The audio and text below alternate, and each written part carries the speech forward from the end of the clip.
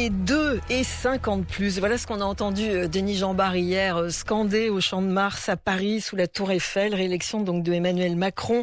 Les chiffres, plus de 58,5% pour le président, plus de 41% pour Marine Le Pen. C'est un score historique pour l'extrême droite en France. L'abstention est record, plus de 28%.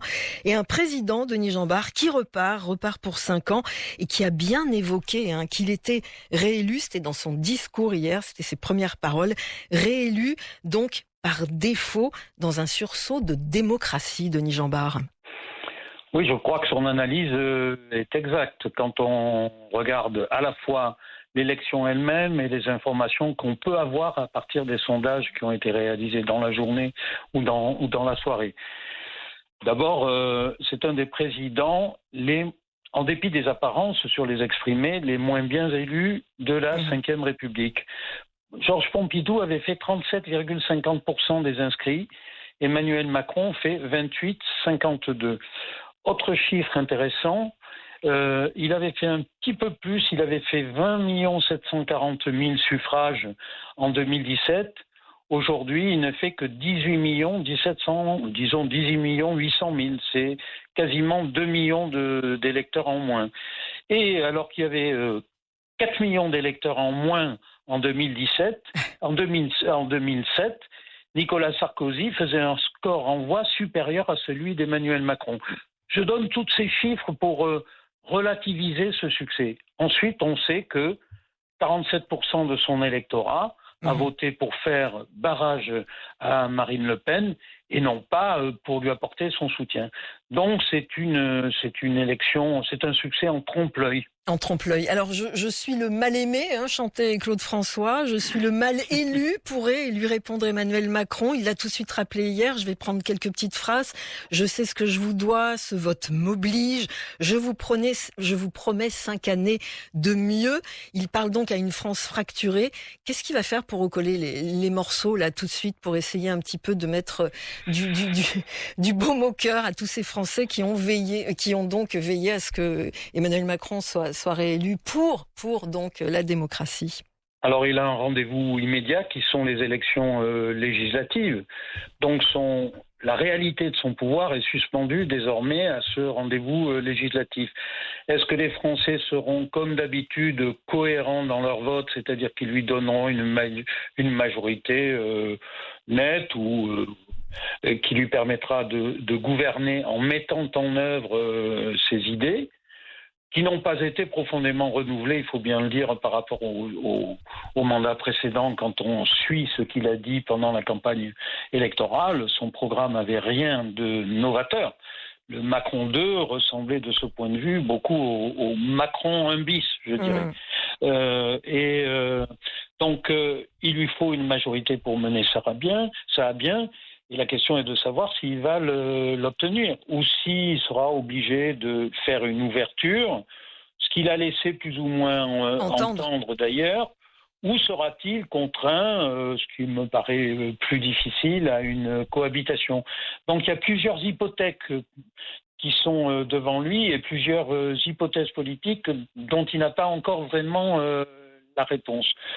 L'autre question qui se pose à lui, c'est est-ce qu'il laisse le temps à ses adversaires du premier tour de se réorganiser en respectant le calendrier et en laissant les élections législatives se dérouler à la mi-juin.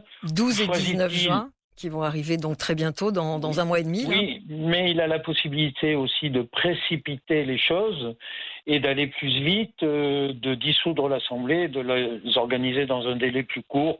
Bon, ça se jouera à quelques jours. Et Denis Jeanbart, ça c'est possible dans les jours qui viennent, là, c'est ce genre d'annonce, dès qu'il est proclamé président, officiellement par le Conseil constitutionnel, c'est-à-dire, je pense, mercredi, oui. Il a la possibilité, en effet, de dissoudre l'Assemblée nationale. Après, il y a quand même un délai...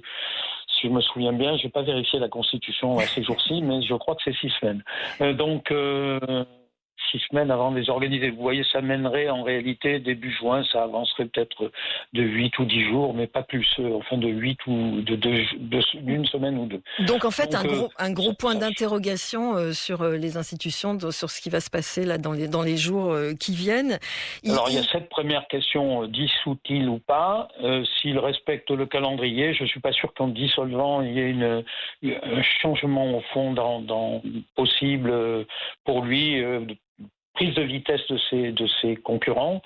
Mais après, que sortira-t-il des urnes au mois de juin? Alors, il peut espérer avoir une majorité parce qu'il faut bien dire qu'on a une espèce de chaos politique généralisé. On sait aussi que le Front National est quand même, c'est un parti national, mais pas avec des implantations locales puissantes.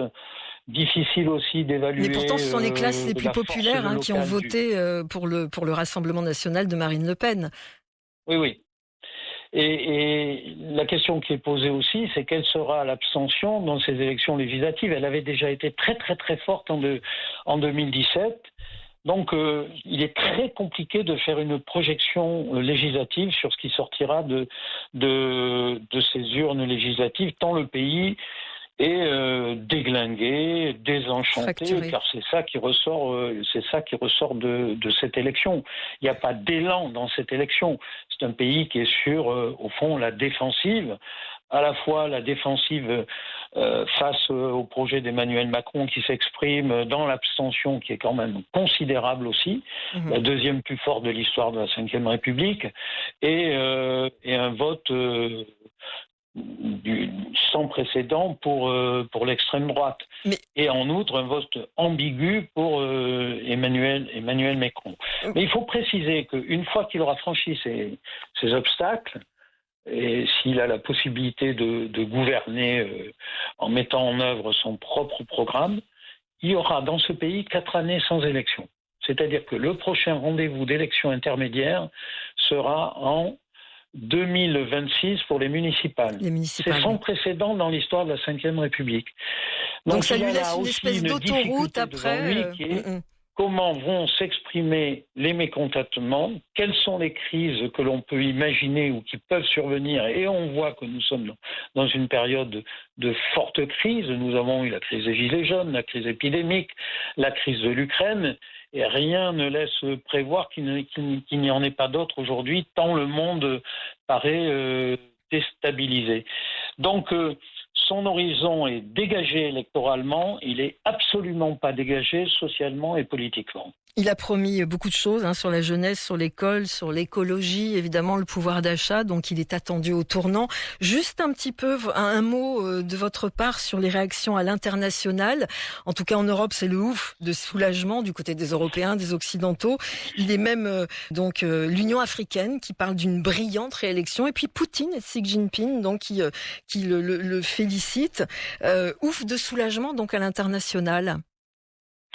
Je crois que le ouf, il est essentiellement européen. Oui. Parce que c'est vrai qu'une élection de Marine Le Pen aurait bouleversé et transformé peut-être l'Europe dans un chaos comparable à celui que connaît la France aujourd'hui.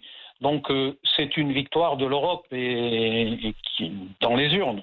Elle n'est pas massive, mais c'est quand même un président démocratique, libéral et très pro-européen. Il a, hier soir encore, avec l'hymne européen, chanté la Marseillaise, mais c'est Beethoven qui a ouvert la voie. Donc, c'est naturellement pour l'Europe une nouvelle positive, et ajoutons qu'il était tout à fait légitime que les Européens le saluent parce qu'il est président de l'Union européenne à l'heure actuelle. Donc, de ce point de vue, c'est une victoire de l'Union européenne aussi. Après, on rentre dans les compliments diplomatiques. Oui, c'est ce que j'allais dire. C'est le langage fleuri diplomatique de circonstances qui donc s'est fait entendre. Merci beaucoup, Denis Jeanbart, d'être avec nous sur Midi 1 pour commenter donc ces premiers résultats. Ils ne sont pas encore officiels, puisqu'on attend effectivement mercredi donc par rapport à Emmanuel Macron. Je vous remercie, Denis Jeanbart. Je vous souhaite une bonne journée. Bonne journée. Merci. Au revoir.